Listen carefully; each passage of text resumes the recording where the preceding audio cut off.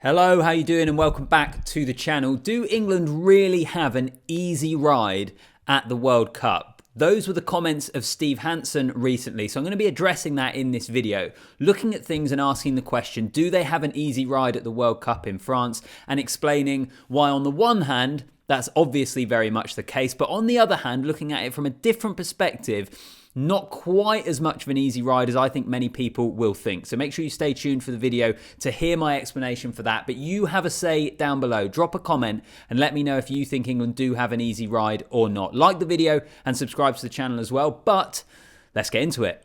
So many of you would have already seen these comments by Steve Hansen, former All Blacks coach, in the build-up to the Barbarians taking on a World 15 at Twickenham this weekend on Sunday, where he was kind of obviously fielding questions about the World Cup. He spoke about Eddie Jones and England letting him go and all that sort of stuff. But this was his really interesting quote, which did a few rounds in articles in newspapers, certainly here in the UK, which is, if you are Australia or England at the moment, you're rubbing your hands, aren't you?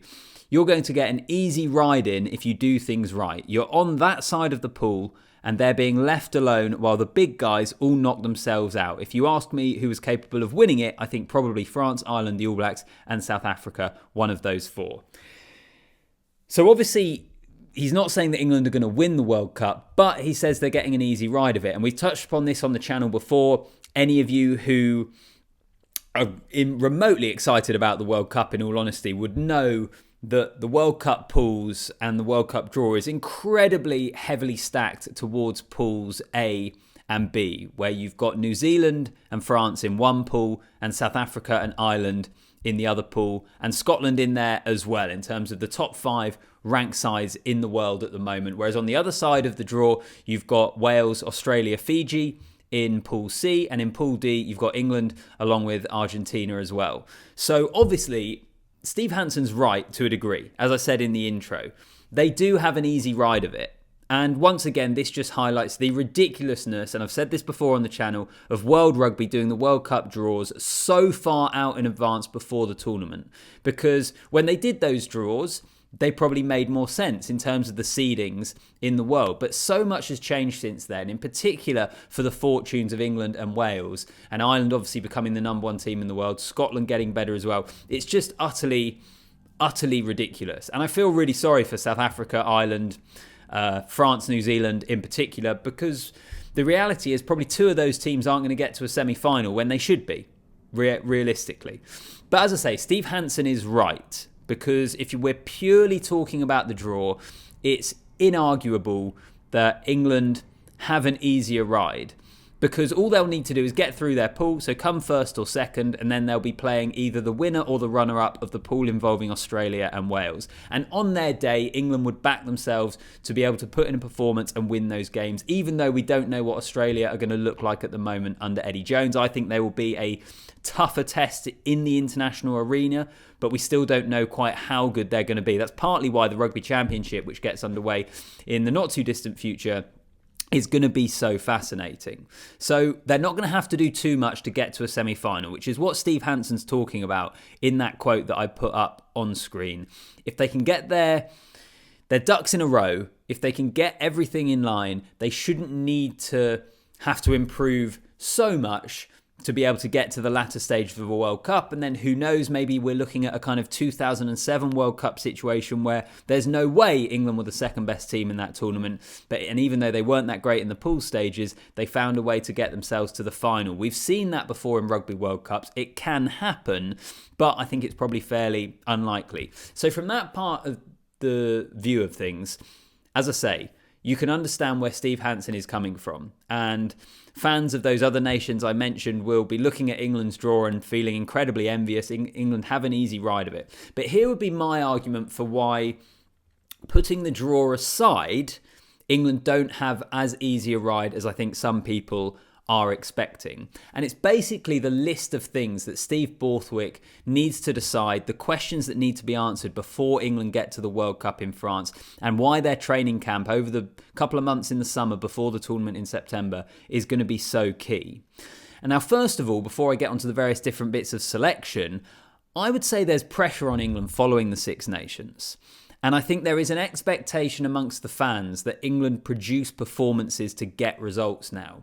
When Steve Borthwick first came in following Eddie Jones, there was a real sense of relief, of moving forward, moving in a new direction, a better direction. But the reality is England lost 2 of their 5 games, England won only 2 of their 5 games for the 3rd year in a row in the Six Nations. And in doing so, they didn't really produce that much exciting rugby. I thought there were some building blocks that you could see they were putting in place. But overall, I think the feeling towards the national side is still quite underwhelming. And that's why I think there's pressure on England, not just to stagger through a World Cup and get themselves to the latter stages because they've got an easy draw, but to actually perform in doing that. So that's number one, why I think it's not as easy a ride for England. They can't just get themselves there by essentially being lucky with the draw they're in. I think there will be more of an expectation amongst the fan base that they want to start seeing some performances, because it has been probably 3 or 4 years realistically. We're probably going back to the 2019 World Cup final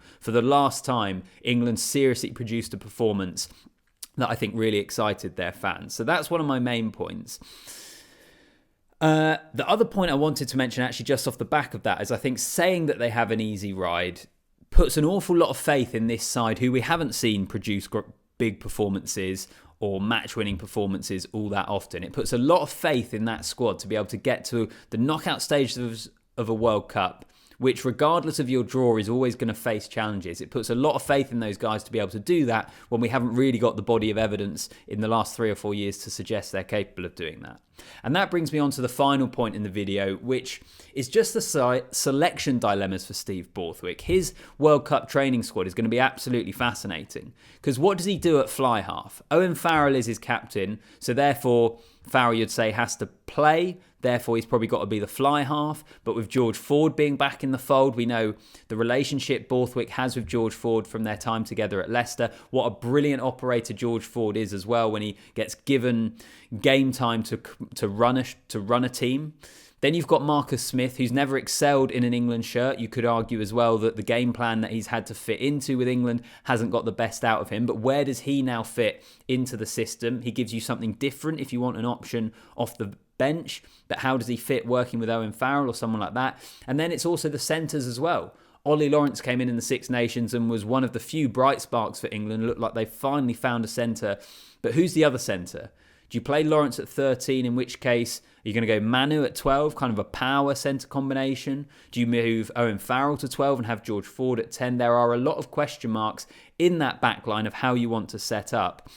And even looking into the back three as well, I think we'd probably all agree England need more pace in their back three. Where is that going to come from? What is Steve Borthwick going to do there? And I could continue to go through the team, because I think if we look at the back row, if we look at the second row, we don't know exactly who the best options are at this moment in time for England. There's lots of different options, there's different combinations, but England don't really know their best 15 at this moment in time. And also with the front row as well, I think we know our starting front row, but what are the best options in terms of replacements for the front row, particularly the tight head and loose head side of that scrum? What are the best options for England going forward? So I think there are a huge amount of question marks. I think there is a massive to-do list for Steve Borthwick before England get to the World Cup. And it's why it's not as easy a ride as many people are expecting. That's my theory anyway. From the draw perspective and the side of the draw England are on, 100%. I get it, absolutely. It looks like an easy ride. But because of all the challenges they're going to face